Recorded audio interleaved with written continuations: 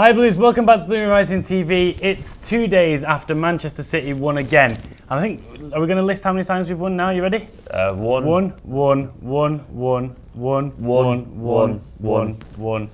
One. Basically, if you ever want to predict Manchester City's form, just put a W at the end of any form list and you basically just spot on at all levels, be it the under-18s who are top of the league and unbeaten, be it the women's who've just won the league, and we were there yesterday watching that, and just at the first team level, if the under-23s had not drawn the last game, they'd be top of their league as well. That's how fine the margins are. Basically, the Man City way at the moment is just to win and just to be dead good at it. And I like that. It's nice, isn't it? It is impressive. It shows that it's the club's ideals. The idea at the club is to run from the very bottom right to the very top, and just ingratiate a culture of winning at Manchester City. And also the great thing is as well, it's the infrastructure. Everywhere.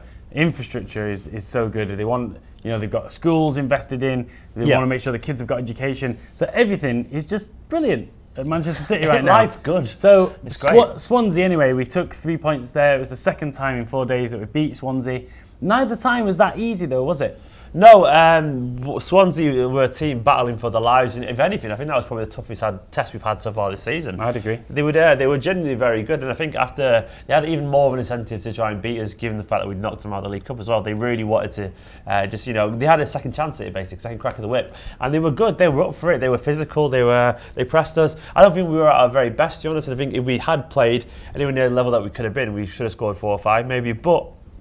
Swansea, fair play to them. They battled like a team who's already started the season very badly. Like they're aware of their circumstance. Their manager is already treading on eggshells with that team, and they were good. Fair play to them, But that's a sign of a good team. I know it's a horrible, boring cliche. I keep doing that intentionally. Cliche, not Guile cliche.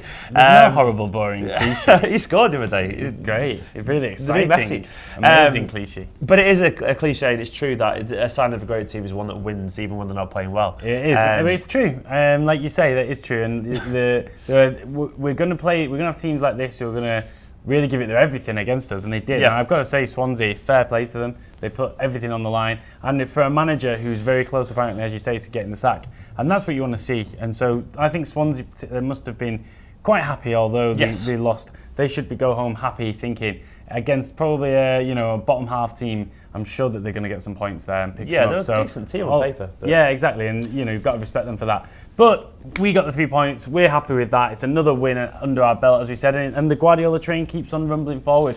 We're going to have a look at the 3 of the Fancams that probably ideally represent the mood at Manchester City now, which is just amazing, as we said. But let's crack on with the first one. Do you want to hit play? Is that what was different today, though? It's the first time we've seen a test of character under Pep Guardiola team. Well, we didn't go behind, right? So we've not seen that. But I think we come here and we expected to win. But we did it again, didn't we? We didn't play that well, and we've won 3-1. That's all that matters. We've done it again. As you were just saying, that is all that matters. We've won again. He made the point there, we still haven't been behind yet.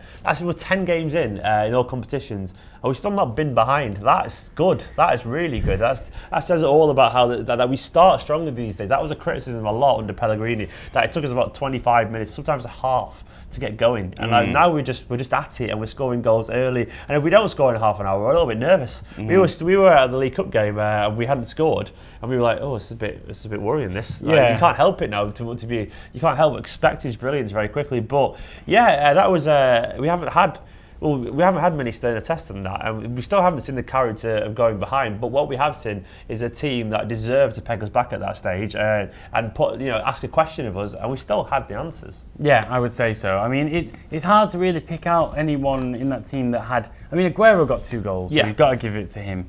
Sterling's goal was fantastic as well. You could say that Sterling spurned a few on the way there, but it's going to happen. But apart from that, when you asked me about man of the match, it was.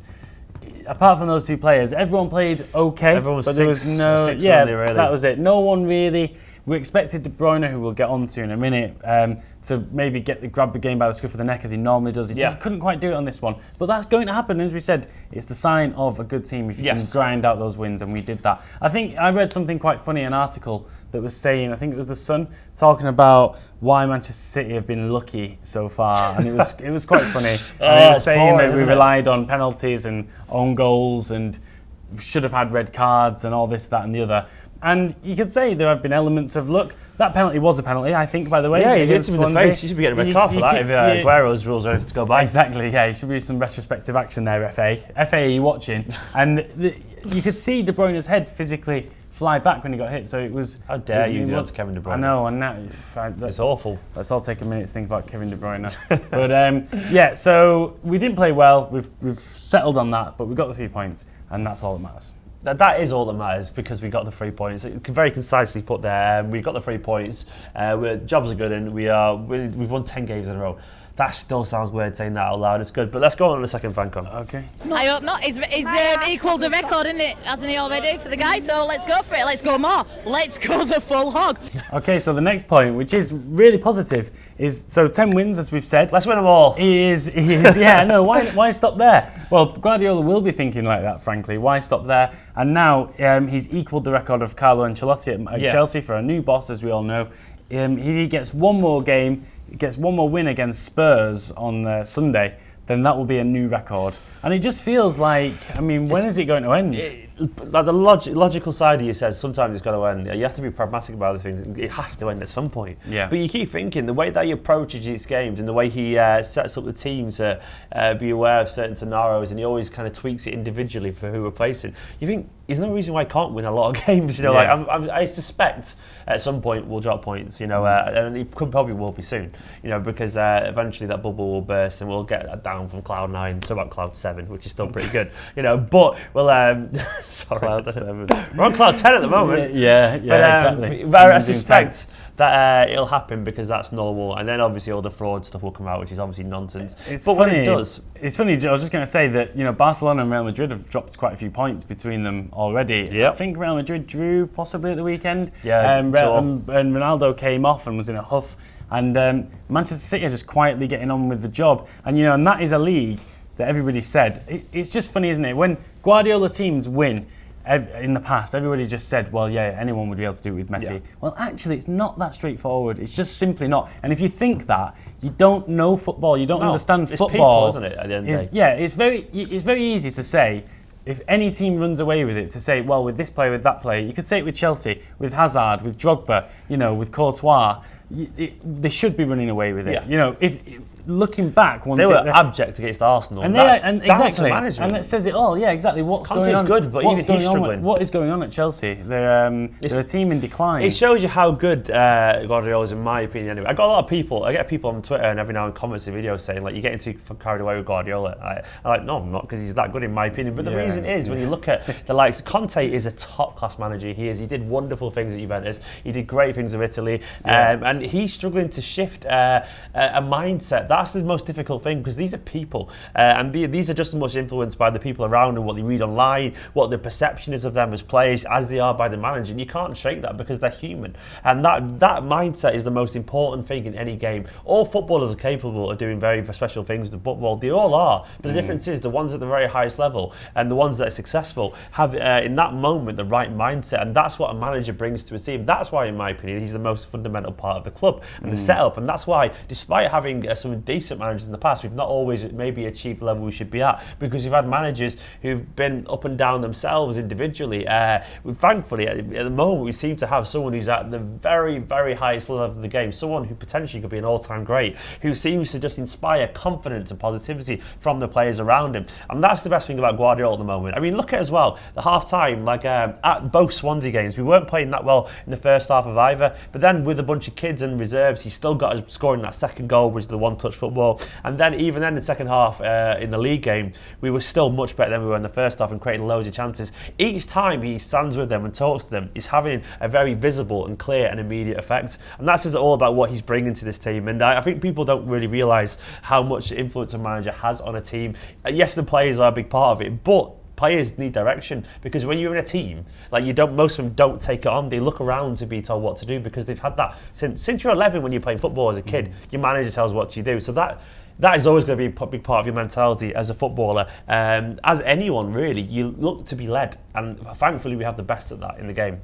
Guardiola, one of the big characteristics of his game is grabbing fans of the players at half-time, and these remonstrations that he has. We've seen it with Kimmich, we've seen it with Alaba, we're starting to see it with Stones, we've seen it with Kolarov, we've seen it with Aguero. He said after the game that Aguero, he still wants to help him improve, and he still sees parts of his game. And he is already. And he says, and this is what we knew about Guardiola before he even came in, was that he thinks that the strikers, the attackers, when they get into that final third, it's up to them to do their stuff. And you saw that first goal that Aguero scored, which was magic. He just took one touch, took it away from those two defenders, and before they knew it, Kevin De Bruyne as well is another player who does that. A ball will come across him, everyone's waiting for him to control it, and he'll just let it kind of go behind him and just run past the players, and they can't start fast enough because he's got a run on them. And that's coaching as well. Yeah, and he thinks that Aguero's got that just naturally in his game, and he doesn't need to coach that as much really. But what he does need to coach into his game is dropping back, helping out the team, being part of the wheel of Manchester City.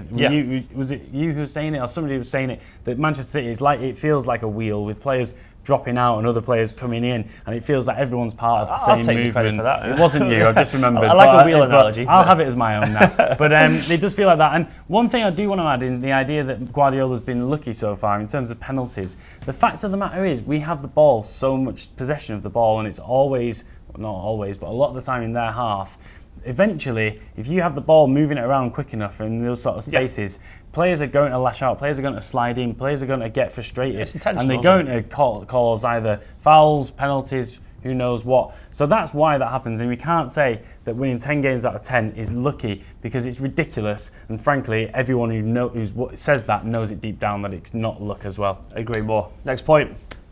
I mean, we've got Barcelona coming up in a couple of weeks. Are they going to? Is that where it's going to stop? Yeah, Messi's not going to play. Oh, he's injured. We played Barcelona in a couple of past seasons. They didn't batter us. Now with Pep's philosophy in place now, I'm not overly worried about what Barcelona are going to do to us. Oh, mate, you're not worried about Barcelona? No. Is there ever been a better time to be a Blue? No, it's not. No, it's the best time to be a Blue ever. I think he's been slightly optimistic. I think Barcelona kind of did batter us a couple of times, but these didn't score the goals. Joe Hart won the show. The scoreline flattened us a bit. On to Messi, the ginger Messi. Kevin De Bruyne. Paul, yeah. Kevin De Bruyne. Isn't Messi kind of the ginger Messi right now? His hair's so blonde. Yeah. He's got the beard sort of, isn't it? It's going orange. Anyway, on to serious matters. Kevin De Bruyne is injured, allegedly injured for 4 weeks. That is a big blow, and that shows as well that no team will do without injuries to players. It'll show that I think that's possibly even one of Guardiola's first mistakes, in my opinion. I think there were signs like a few games ago he's looking more tired than he was already, because he was going for it. We saw a lot of it last year. He did try to rotate by resting him during the cup game, but ideally he wouldn't. I think he might have needed to be a game early. I don't blame him because Gundogan's injured and we've got certain players out and whatever.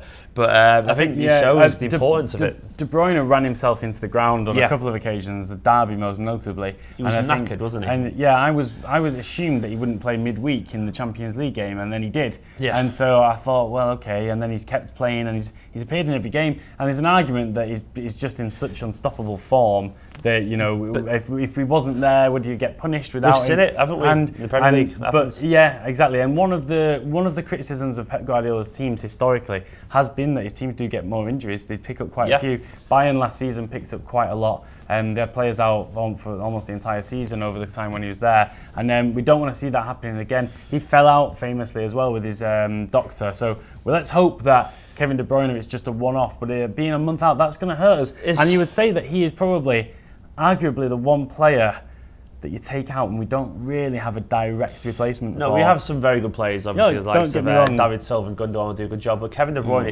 he's the kind of person at the moment, is in such good form that you don't want him to not be there simply because he's inspiring the team. But there's going to be injuries always, but it just shows that the intensity that we play at, we just have to be careful. I'm personally of the opinion that I think it's a shame maybe a couple of the younger lads who were more physically ready were loaned out, and who maybe could have been involved, like I don't know, maybe even someone like Jack Byrne might have been around the squad for a month or two. I've got slightly different opinions on that, because I think that we need a bigger squad, because I think now we haven't got many options. But it's a shame Delph's out at the same time. It's a shame Yaya is ostracised himself as well. Is Delph injured? Apparently so, yeah. Right, I didn't know that. We've got a few injuries, and it'll take its toll at some point, so we have to start using the squad sensibly. Sadly, I know we always want to see the strongest starting lineup, but I think there's some games when Alex Garcia starts and where Fernando starts, because we have to do that. We have to take a calculated risk sometimes and leave someone like a David Silva or Aguero or a Kevin De Bruyne out. Say we'll play someone like a West Brom at home, because the flip side is we lose someone like De Bruyne for a month. As it is,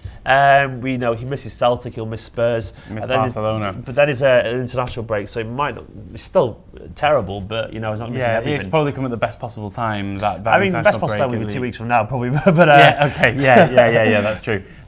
But there we go. Messi is out as well for Barcelona, and he's kind of Kevin De Bruyne is our Messi.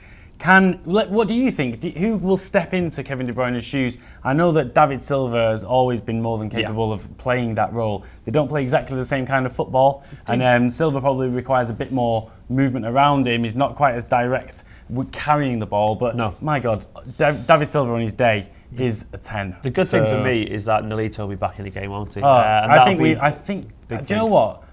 From those two Swansea games, I saw how much we missed Nolito. Shape, isn't it? It's all about shape. Yeah, and he really drags players out wide. He's obviously got a great shot on him, but bloody hell, we really, really, he's one of those players who when he's not there, you notice how much you miss him. When he's there, he's very intelligent. Probably doesn't get as much of the plaudits. Everybody has, really, but probably not as much as... I think this season he's going to be so important for us anyway, that player. And if he comes back in on the left-hand side, then maybe we get Silva pushing forward and Gundogan ahead of Fernandinho or someone like that. That hopefully should be able to just about paper over the KDB cracks. Should be okay. It's a problem, definitely, but I think Guardiola's the man to fix it. Still a good team. I don't think it's going to be a papering over as well. I think he's going to rip the whole wall down and start afresh. I'm trying to think of a Guardiola analogy.